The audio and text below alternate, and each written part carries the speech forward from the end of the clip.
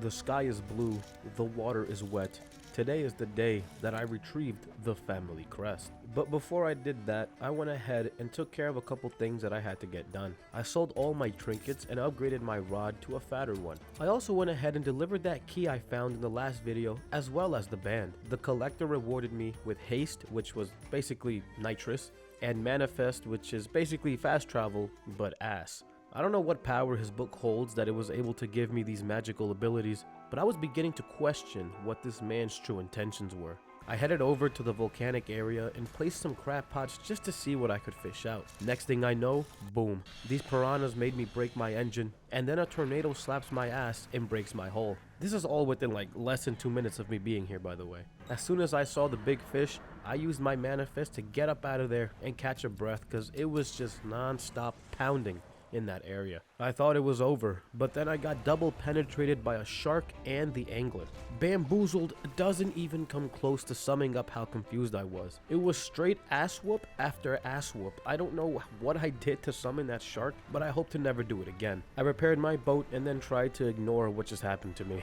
I carried on with my life, only to fly a little too close to the sun and fucking explode.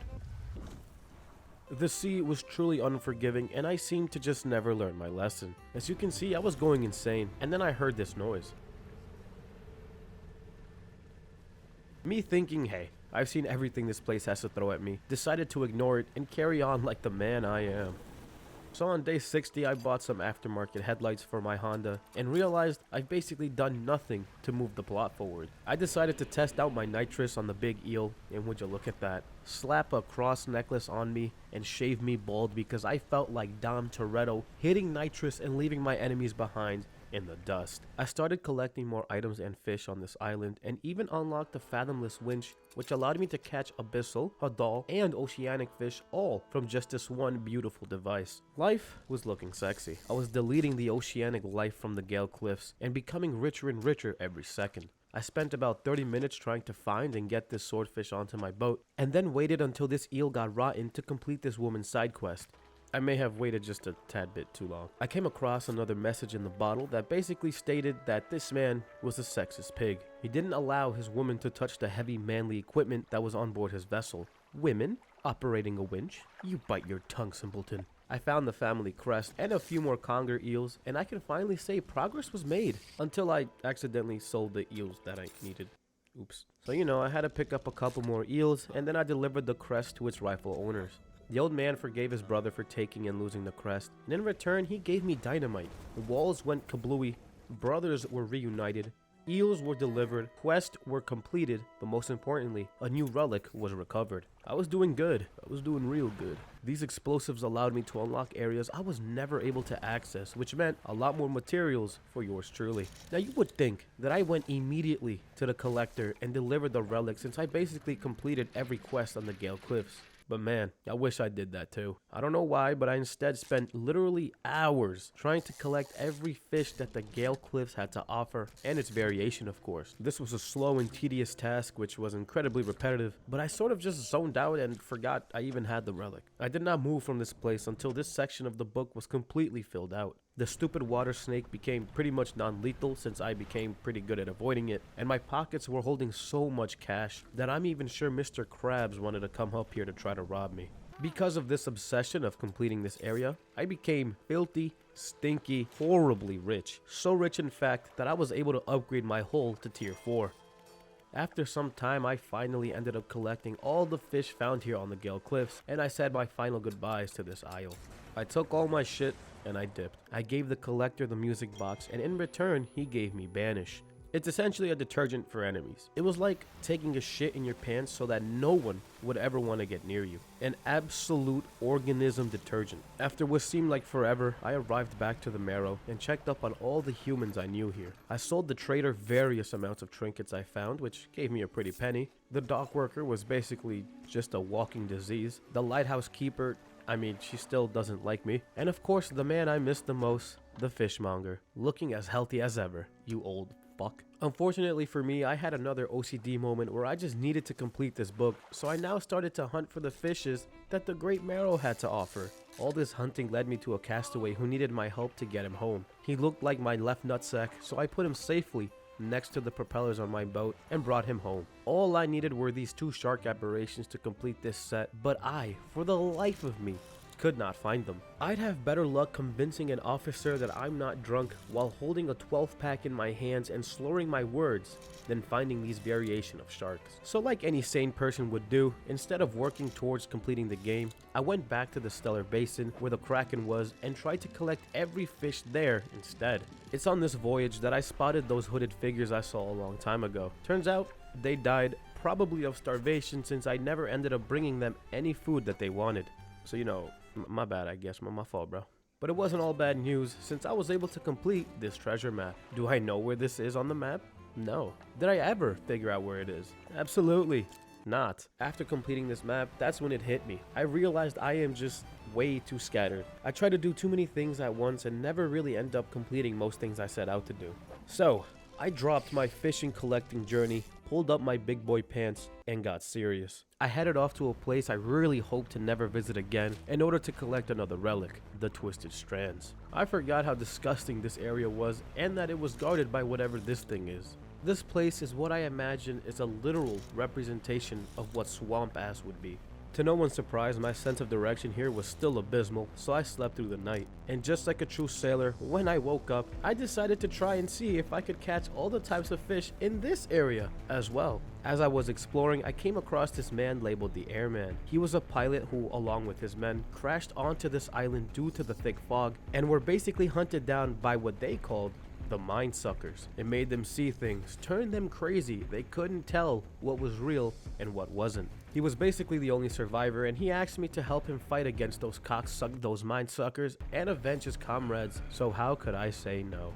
That evil, disgusting creature was now on my hit list, and I think it knew that because from out of nowhere, walls would emerge from the water and tentacles would slap the shit out of me, leaving me in a state of utmost confusion. The Airman told me that these creatures were very sensitive to movement, so anytime I'd see one, I just let go of my mouse and laugh. Laugh at the fact that it was so pathetic. Laugh at the fact that it couldn't see me and was just dumb. However, the same can't be said about this blue shark on meth.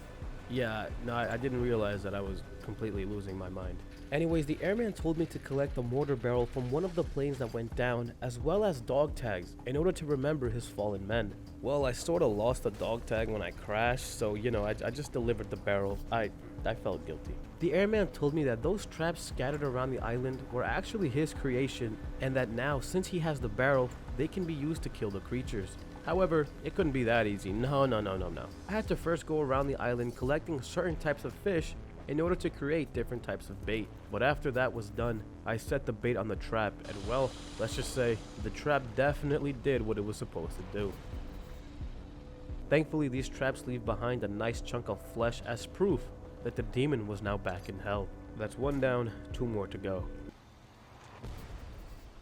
Once all 3 were taken care of, I returned the last chunk of flesh to the man, and inside, he found a necklace. Not just any necklace, a plot advancing necklace. I upgraded my boat to its maximum potential, and went straight to the collector to give him the necklace. In return, he rewarded me with atrophy. It basically killed and collected fishes that were near me without me having to do anything. So I guess it's useful, but I mean, listen, I'm an OG fisherman who sticks to rods and string. I don't need none of this weird mumbo jumbo stuff, you know? I now had 1 more relic to collect, and it was in the one place that kicked my ass last time I was there, the Devil's Spine. Before I left to that awful place, I made sure I upgraded my boat engine by basically slapping a jet engine onto it. My speed was now out of this world, my vast variety of powers were now loaded, and my wallet was thicker than Lizzo, so I knew I was ready for fucking war. The Devil's Spine was about to become my bitch. On my way there, I came across, to my surprise, the old mayor. He was supposed to be missing, but I guess not. He seemed to have recognized me, confusing me with the couple that were in those message bottles. It turns out that the couple that dredged up the book in the first place was the cause of all these horrors to unfold on these waters. They were the reason everything went to shit. At one point, he decided to describe the book, and to be honest, the way he was describing it, I think I knew who had it. But honestly, right now, I couldn't be bothered. I had to retrieve the final relic. It was rainier than the rainiest day. It was redder than New York City during the California fires. I was truly in the depths of hell. This place was full of small, narrow spaces that only experts would be able to traverse. I dredged out these weird tablets from the water, but I had absolutely no idea what to do with them. I found a cave that basically foretold some of the horrors that I have already encountered in these waters, and on top of a lighthouse was a door that looked like it needed some big emblem in order to get inside of it. I smashed into many walls, which made me lose not only an engine, but one of my stone tablets, which I prayed to God I didn't need. But you see, it didn't matter. You see, I crashed again, and I died, which luckily reset my save point to a point where I did have my stone tablet. I knew this was about as lucky as I was going to get in this game, so I needed to be extra careful. Unfortunately, I can't even begin to explain to you how annoying these little piranhas were, since they were the reason the big mama fish was coming my way. I was overwhelmed, and once I saw the other boat in the water, I said, nope. I took a breather and read this note I found on this island. It had no title, but a very cryptic message. I wonder.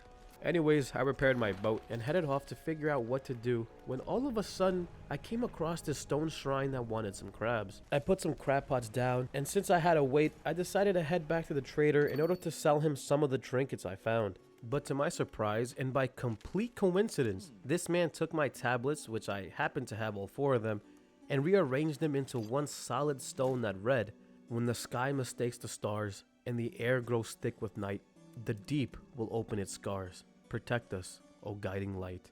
I was dumbfounded. This revelation damn near lobotomized me. I did not expect to acquire that stone this quickly. So right now, I was feeling very hyped. I was like, holy crap, I'm there, I'm doing this. I asked the lighthouse keeper about the Crimson Book, and she told me to get rid of it as if I was the one who had it. She also told me to forget about her, so, that pretty much confirms that I was the crazy husband who took his wife out into the sea. Yikes, sorry. I went back to the Devil's Spine to unlock that lighthouse, and inside I found something called the Flame of the Sky. I needed to attach it to my headlights, but I had zero idea what to do with it. After this, I installed the crabs onto the stone, and it gave me a fathomless flame. Okay, we were getting somewhere. I found a couple of more shrines hidden in this island, and let me tell you something. Collecting the fish for it was not as easy as I thought it would be. I made sure to store these flames in my box because I knew that I did not want to risk losing them. And let's be real here, I knew I was in for a slapping fest. After what felt like endless torture, I completed the other shrines, and now I have obtained all 3 fathomless flames. At first I had no idea what to do with them, so I literally went back to the Greater Marrow to see if anyone had any idea, but no one could help me. But then, I remembered I haven't been to the ancient temple in quite some time. It was here where I quickly realized, oh yeah, this is where I gotta be. Not only were the flames needed here, but the fanatic had the last relic I needed. He said all I had to do was complete the ritual and he'll give it to me. So fuck it. I placed all 3 flames into the statues, and the fanatic started to chant some weird stuff.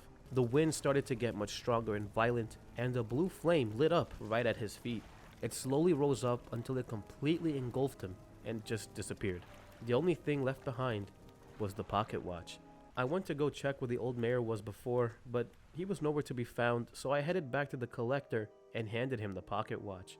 With one final message, I knew this was the end game. The collector said we had one final voyage left. With all 5 relics acquired, he boarded my vessel, yet I didn't see his character on my boat. The red light marked where I needed to go, and upon arrival, when all relics were finally tossed into the water, this happened.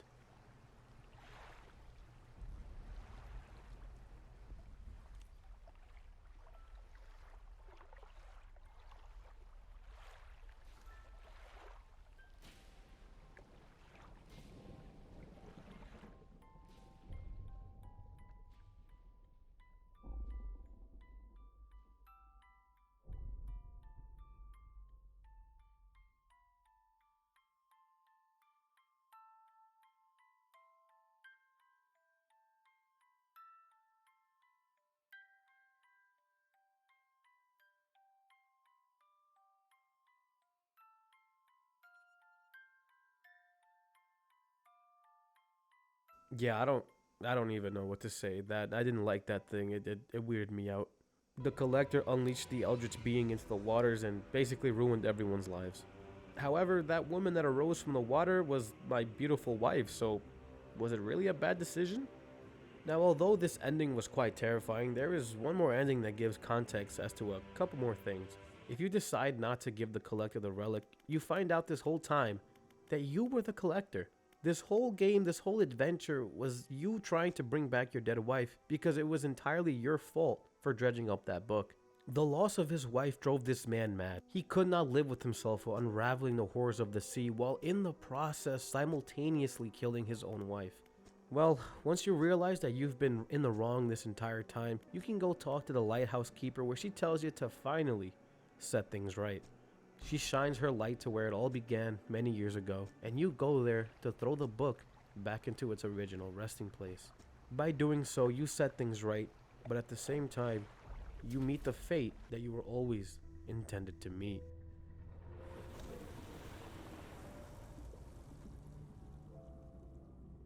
Thank you guys so much for coming along this journey with me, and please stick around for my next upload, even though, not the most consistent man on the planet. With all that said, peace out.